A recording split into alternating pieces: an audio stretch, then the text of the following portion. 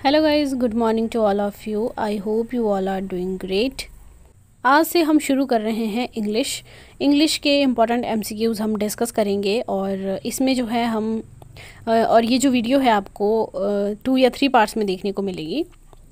इसमें जितने भी क्वेश्चंस डाले गए हैं वो आपके एग्ज़ाम को एनालाइज करने के बाद ही डाले गए हैं। जो भी आपसे एग्ज़ाम में क्वेश्चंस पूछे जाते हैं, फॉर एग्जांपल आपके सिनोनिम्स हैं, एंटोनिम्स हैं, उसके अलावा आपके वन वर्ड सब्स्टिट्यूशंस हैं, राइट, कोई प्रपोजिशन है या एक्टिव पैसिव वॉइस है, इस तरह के क्वेश्चंस जो हैं वो आपसे इंग्लिश में पूछे जाते हैं। ठीक है, इसी प्रकार जो है हमने भी इसी तरह का एक पैटर्न रखा हुआ है जिसमें आपको पहले सिनोनिम्स मिलेंगे, फिर एंटोनिम्स मिलेंगे, one word substitutions, preposition, etcetera etcetera. Right, आई होप आपको थोड़ा सा पैटर्न समझ आ गया है। चलिए शुरू करते हैं आज की वीडियो। और सबसे पहले जो है वो हम डिस्कस करेंगे सिनोनिम्स। ठीक है, देखते हैं। पहला सिनोनिम है हमारे पास पेरिलियस। पेरिलियस का जो मतलब है वो हिंदी में होता है खतरनाक, जोखिम भरा। ठीक है, यहाँ पर पूछा गया है आपसे पर्यायवाची, इसका सिनोनिम्स क्या होगा। पेरिलियस का सिनोनिम होगा हज़ार्डस। आपको पता है हज़ार्ड का मतलब क्या होता है, खतरा। ठीक है, खतरनाक, जोखिम भरा। तो पेरिलियस का मतलब क्या हुआ, खतरनाक, जोखिम भरा। और हज़ार्डस का मतलब भी क्या हुआ, जोखिम भरा। ठीक है, तो इसका राइट सिनोनिम होगा hazards. Option A is the right answer. Next question देखते हैं। टेमेरिटी। टेमेरिटी का जो मीनिंग है वो होता है आपका एक्सट्रीमली कॉन्फिडेंट बिहेवियर। लाइक इंसान है जो इतना कॉन्फिडेंट है, ठीक है, उसका जो बिहेवियर है वो इतना कॉन्फिडेंट है खुद पे, वो आपको कैसा लगता है वो इंसान, आपको वो इंसान रूड दिखेगा। ठीक है, अर्थ होता है आपका टेमेरिटी का। तो यहाँ पर आपसे सिनोनिम पूछा गया है, अर्थात पर्यायवाची पूछा गया है। तो यहाँ पर इसका जो सही पर्यायवाची होगा वो होगा ऑडेसिटी। ऑडेसिटी का मीनिंग भी क्या हुआ, ऑडेसिटी का मतलब भी क्या हुआ, ऑडेसिटी का मतलब भी होता है आपका extremely confident behaviour that people are likely to consider rude. Next question है आपका इरेस्केबल। इरेस्केबल का जो मतलब है वो होता है आपका बिकमिंग एंग्री वेरी इजीली। ठीक है, बहुत जल्दी किसी से गुस्सा हो जाना, इरेस्केबल। तो यहाँ पर इसका जो सही आपका पर्यायवाची होगा, जो सही सिनोनिम होगा वो होगा irritable. Option D is the right answer. देख लेते हैं इसका मतलब। इरेस्केबल एक एडजेक्टिव है। क्या है ये, एक एडजेक्टिव है। बिकमिंग एंग्री वेरी इजीली, ये होता है आपका इरेस्केबल। नेक्स्ट क्वेश्चन है आपका इनक्लेमेंट। इनक्लेमेंट का मतलब होता है आपका अनफेवरेबल, जो आपके फेवर में नहीं होता है, अनफेवरेबल। ठीक है, इनक्लेमेंट। तो इसका सही पर्यायवाची भी क्या हुआ आपका, ऑप्शन सी, अनफेवरेबल। देख लेते हैं इसका मीनिंग। अनफेवरेबल जो है ये भी एक एडजेक्टिव है। इसका मतलब है not good and likely to cause problems और make something more difficult. Okay, कोई भी चीज़ जो है वो आपके हक में नहीं है, वो आपके विरोधी है। नेक्स्ट क्वेश्चन देखते हैं। वैसिलेट। वैसिलेट का जो सही मतलब है वो होता है आपका वेवर। ऑप्शन ए इसमें आपका सही उत्तर होगा। वेवर एक वर्ब है। इसका मतलब होता है टू बी और बिकम वीक और unsteady. Okay, to hesitate and be unable to make decision और चॉइस। आई होप इतना क्लियर है आपको। अब हम इसके बाद देखेंगे एंटोनिम्स। एंटोनिम्स क्या होते हैं, आपके विलोम शब्द, आपके विपरीतार्थक शब्द, जैसे गुड का बैड, इस तरह के। ठीक है, उनको कहते हैं हम एंटोनिम्स। तो चलिए पहला क्वेश्चन है आपका डिस्कॉन्सोलेट। डिस्कॉन्सोलेट का जो आपका एंटोनिम होगा, जो आपका विलोम शब्द होगा वो होगा जॉयस। ठीक है, अब देखते हैं दोनों के मतलब क्या होते हैं। जॉयस जो है एक एडजेक्टिव है। जॉयस का मतलब होता है अ feeling of great happiness, very happy, dilated, वो होता है आपका जॉयस। और डिस्कॉन्सोलेट क्या होता है, डिस्कॉन्सोलेट होता है वेरी अनहैप्पी, बहुत दुखी, डिसअपॉइंटेड, डिजेक्टेड।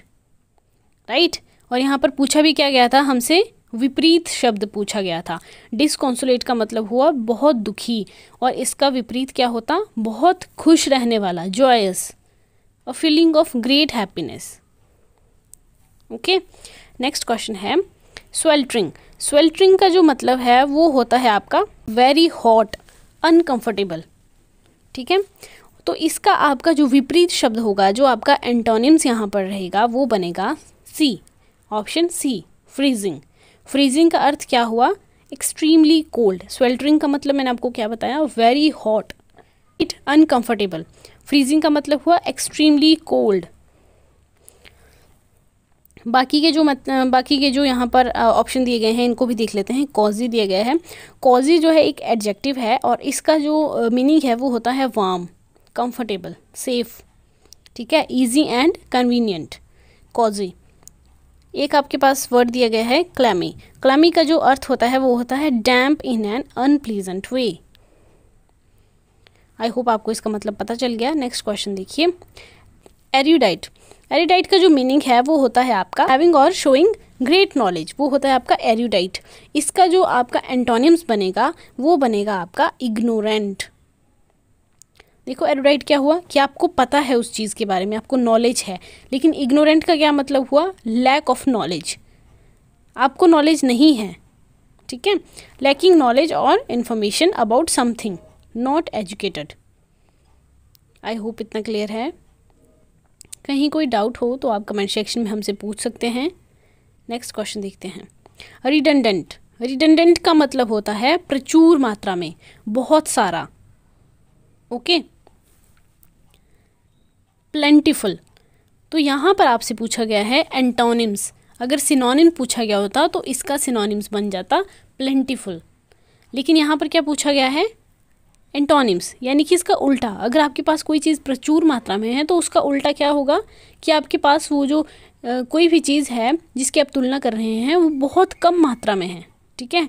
तो यहाँ पर देखिए इसका सही आंसर बनेगा concise, option B is the right answer. Concise क्या होता है, बिल्कुल छोटा, बिल्कुल थोड़ा सा, ठीक है, giving only the information that is necessary and important, बस इतनी सी चीज़ जो इम्पॉर्टेंट है, जो नेसेसरी है। रिडंडेंट क्या होता है, without a job, not needed, surplus, wordy, बहुत ज़्यादा है, मतलब रिडंडेंट है। नेक्स्ट क्वेश्चन है, select the antonyms of demure, demure का एंटोनिम्स बनेगा आपका bold, option B is the right answer. Bold क्या है, बोल्ड आपको पता है कॉन्फिडेंट होता है, करेजियस, ब्रेव, ठीक है, बहादुर जिसको हम कहते हैं। तो डेम्योर का अर्थ क्या होता है, डेम्योर का अर्थ होता है आपका रिजर्व्ड, मीक, शाई। चलिए नेक्स्ट क्वेश्चन देखते हैं और अब शुरू होते हैं आपके वन वर्ड सब्स्टिट्यूशन। ये भी आपसे एग्जाम में पूछे जाते हैं तो आपने ध्यान रखना है, वन वर्ड सब्स्टिट्यूशन है। पहला क्वेश्चन है, an excessive fear of confined spaces.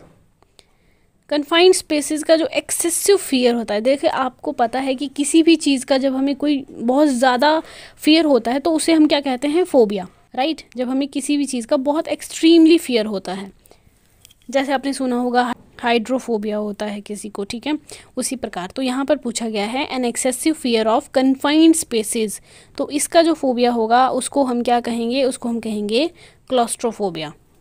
Option D is the right answer, ठीक है, क्लॉस्ट्रोफोबिया। अब हम देख लेते हैं बाकी के जो हमारे पास ऑप्शंस दिए गए हैं उनको भी एक एक करके देख लेते हैं। पहला है हाइड्रोफोबिया। हाइड्रोफोबिया का मीनिंग होता है एक्सट्रीम फियर ऑफ वाटर, पानी से बहुत ज़्यादा डर लगना, उसको कहते हैं हाइड्रोफोबिया। नेक्स्ट है बैथोफोबिया।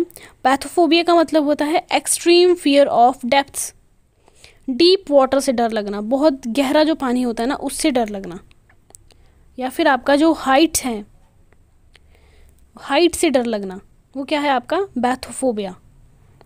नेक्स्ट क्वेश्चन देखा होगा आपने, कई लोगों को गहरे पानी से बहुत डर लगता है, पानी में देख नहीं पाते वो, ठीक है, और कईयों को हाइट से बहुत डर लगता है। नेक्स्ट है आपका साइनोफोबिया। साइनोफोबिया क्या होता है, साइनोफोबिया होता है extreme fear of dogs, dog से बहुत ज़्यादा डर लगना, वो है साइनोफोबिया। इतना क्लियर है। नेक्स्ट क्वेश्चन देखते हैं, a remedy for all disease, सभी रोगों के लिए जो एक रेमेडी है वो क्या होती है, तो वो उसको हम कहते हैं panacea. Option B is the right answer. Panacea something that will solve all the problems of a particular situation, right. Analgesia क्या होता है, the loss of ability to feel pain while still conscious. Next है आपके पास eternal. Eternal जो है इसका eternal क्या होता है, इटर्नल होता है विदाउट एन एंड, जिसका कोई अंत नहीं होता, इटर्नल, ठीक है। For ever. मॉर्टल, मॉर्टल क्या होता है, दैट कैन नॉट लाइव और ever and must die, mortal, mortal क्या होता है, आपको पता है मॉर्टल क्या होता है? ठीक है, नेक्स्ट क्वेश्चन देखते हैं। One who knows many languages, एक ऐसा इंसान जो बहुत सारी लैंग्वेज जानता है, उसे हम क्या कहते हैं? उसे हम कहते हैं polyglot. Option B is the right answer, polyglot. One who knows many languages. और अब हम बाकी के ऑप्शंस देख लेते हैं। पहला ऑप्शन था हमारे पास पॉलीफोनी। पॉलीफोनी का मतलब होता है the combination of several different patterns of musical notes sung together to form a single piece of music, वो होता है पॉलीफोनी। नेक्स्ट है पॉलिएंड्री। पॉलिएंड्री क्या है? कस्टम है ये, ठीक है, एक तरह से रीति रिवाज है। पॉलिएंड्री होता है एक टाइम पर किसी के एक से ज़्यादा पति होना, उसको हम कहते हैं पॉलिएंड्री। पॉलिएंड्री ये बेसिकली टर्म जो है वो आपने हिमाचल प्रदेश के जो कस्टम है उसमें देखी होगी, पॉलिएंड्री एंड पॉलीगैमी। पॉलिएंड्री कहते हैं जब एक ही स्त्री के एक से ज़्यादा पति होते हैं, ठीक है, एक ही टाइम पे, तो वो है पॉलिएंड्री। और पॉलीगैमी होता है जब एक पुरुष की एक ही टाइम पे एक से ज़्यादा पत्नियाँ होती हैं, उसको हम कहते हैं पॉलीगैमी, राइट। नेक्स्ट क्वेश्चन है आपका, that can not be expressed in words, जो शब्दों में बयान नहीं किया जा सकता उसे हम क्या कहते हैं? उसे हम कहते हैं ineffable. Option B is the right answer. बाकी के ऑप्शंस देख लेते हैं। इंडेलिबल क्या होता है? इंडेलिबल होता है that can not be removed और इरेज्ड, जिसको रिमूव नहीं किया जा सकता, इंडेलिबल। इनएफेबल हमने देख लिया, that can not be expressed in words, ठीक है। नेक्स्ट है इनग्रेट। इनग्रेट का मतलब होता है अनग्रेटफुल, राइट। नेक्स्ट है आपका इनएक्सोरेबल। इनएक्सोरेबल का मतलब होता है that can not be stopped, changed, relentless, जिसको रोका नहीं जा सकता, इनएक्सोरेबल। नेक्स्ट क्वेश्चन देखिए, study of cultures. Study of cultures के लिए वन वर्ड आपने ढूंढना है। स्टडी ऑफ कल्चर्स को हम कहते हैं ethnology. Option D is the right answer. Okay, ethnology क्या होता है? The scientific study and comparison of human races, वो होती है एथनोलॉजी। नेक्स्ट आपके पास ऑप्शन है इरेमोलॉजी। इरेमोलॉजी होती है the systematic study of dessert features and phenomena. Next है इटेमोलॉजी। इटेमोलॉजी आपको पता है the study of the origin and history of words, उसे हम कहते हैं एटेमोलॉजी, ठीक है। शब्दों की उत्पत्ति कहाँ से हुई, उसकी जो स्टडी है उसको कहा जाता है एटेमोलॉजी। नेक्स्ट है इथोलॉजी। इथोलॉजी का मतलब होता है the branch of zoology. Zoology की एक ब्रांच है ethology that studies the behaviour of animals, जो एनिमल्स का जो बिहेवियर है उसको स्टडी करता है, राइट। आई होप इतना क्लियर है। अब नेक्स्ट क्वेश्चन है, ये आपका रहेगा इडियम्स और फ्रेजेस, ठीक है। She played ducks and drakes with her money, तो इसका ये आपके पास एक इडियम दी गई है, इसके आपने सही मीनिंग ढूंढना है। प्लेड डक्स एंड ड्रेक्स, देखिए कोई भी अपनी मनी के साथ डक्स एंड ड्रेक्स नहीं खेल सकता, ये क्या है? एक मुहावरा है, एक तरह से इडियम है ये, ठीक है। आपने सही मतलब ढूंढना है। यहाँ पर इसका जो सही मतलब होगा वो होगा आपका spent lavishly. Option B is the right answer. Spent lavishly जो है उसके लिए सही जो इडियम्स बनती है वो बनती है प्ले डक्स एंड ड्रेक्स, ठीक है। नेक्स्ट क्वेश्चन है, the young boys act put his father in a pickle. अब इन अ पिकल क्या होता है? किसी को अचार में थोड़ी ना डालते हैं, ठीक है। ये क्या है? एक इडियम है। तो इसका आपका जो सही मीनिंग होगा वो होगा इन एन एम्बैरसिंग और ऑकवर्ड सिचुएशन, किसी को बहुत ऑकवर्ड सिचुएशन में डाल देना, उसके लिए हम यूज़ करते हैं in a pickle, right. Option D is the right answer. Next question है, she try to slip off but was caught immediately. Slip off का मतलब क्या हुआ? स्लिप ऑफ का मतलब हुआ यहाँ पर leave quietly. She try to leave quietly but was caught immediately, वो चुपके से निकलने की कोशिश कर रही थी बट वो पकड़ी गई, ठीक है। Option C is the right answer.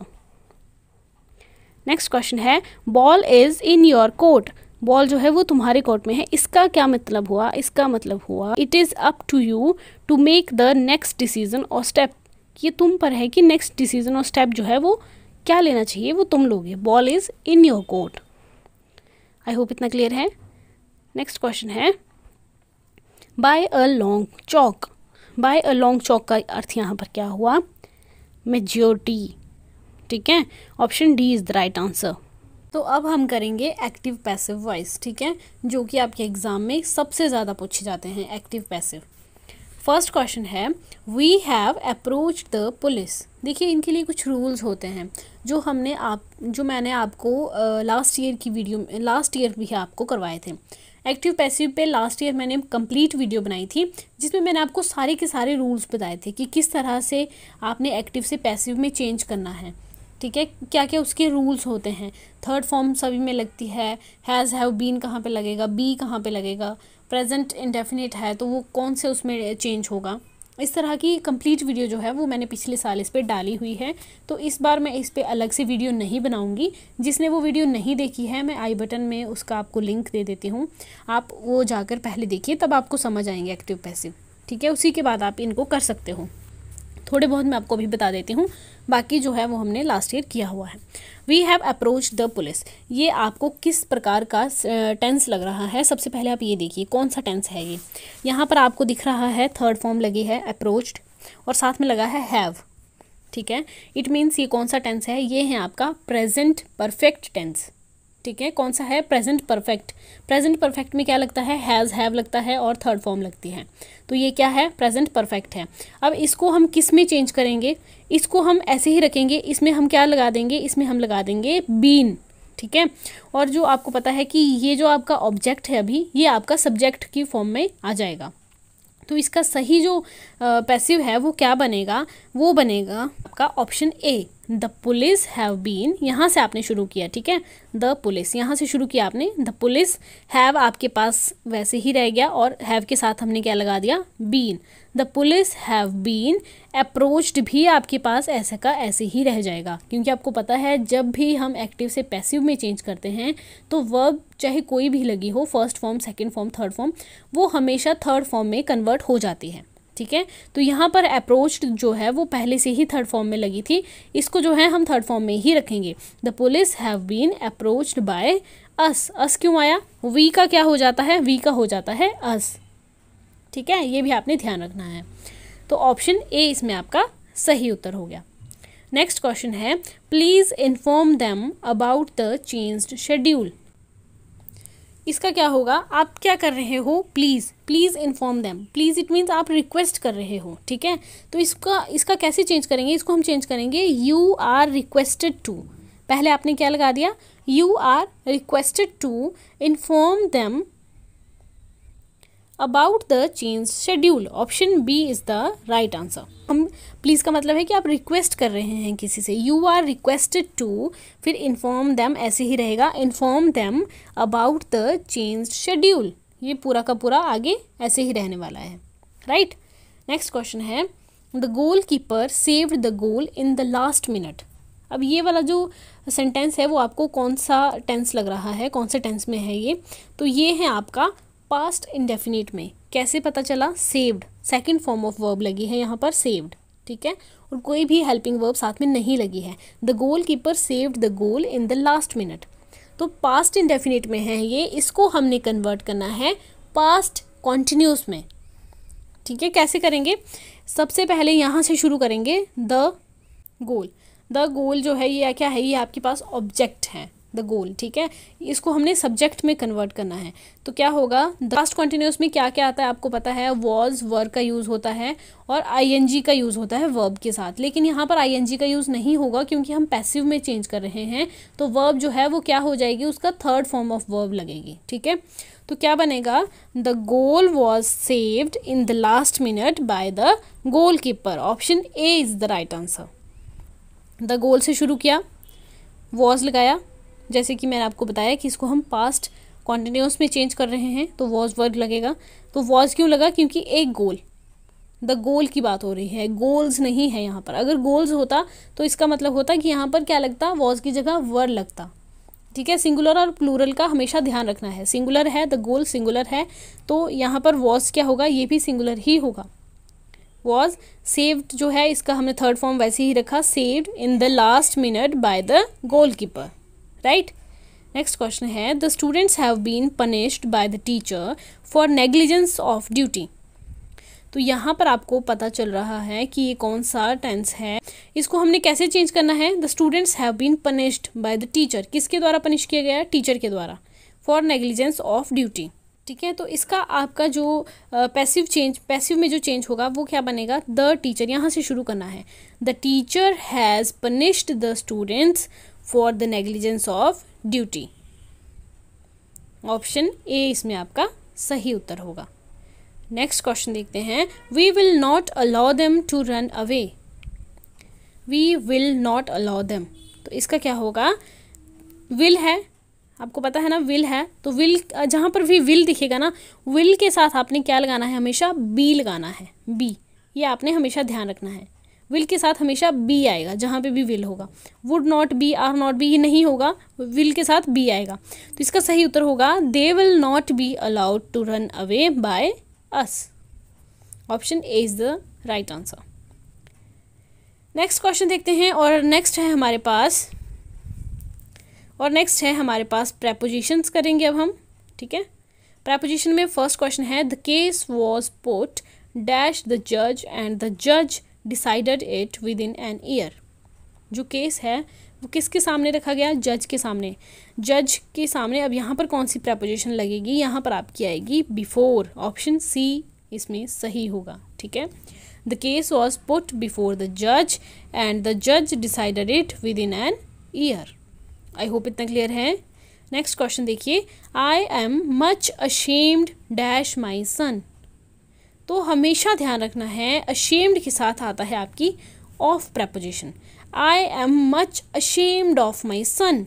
Option B is the right answer. Ashamed के साथ हमेशा क्या आएगा, ऑफ आएगा। ठीक है, नेक्स्ट क्वेश्चन है, you have made all preparations dash the marriage.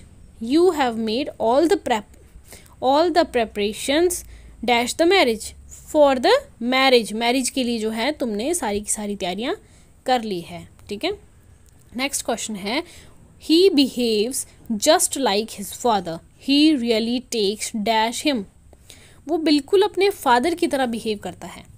ठीक है, वो क्या है, he really takes dash him, he really takes after him. Option C is the right answer.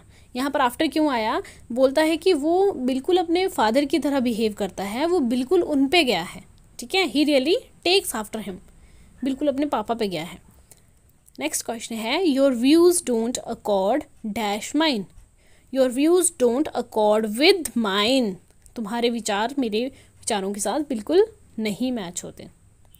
Next question है आपका, अब देखिए प्रेपोजिशंस हमने कर लिए, अब हम करेंगे वर्ब। ठीक है, वर्ब में आपका फर्स्ट क्वेश्चन है, he tried to solve the sum but he dash not. उसने सम को सॉल्व करने का कोशिश किया बट वो नहीं कर सका, but he could not. Option B इसमें आपका सही उत्तर होगा। नेक्स्ट क्वेश्चन है, had you worked hard you dash have passed the examination.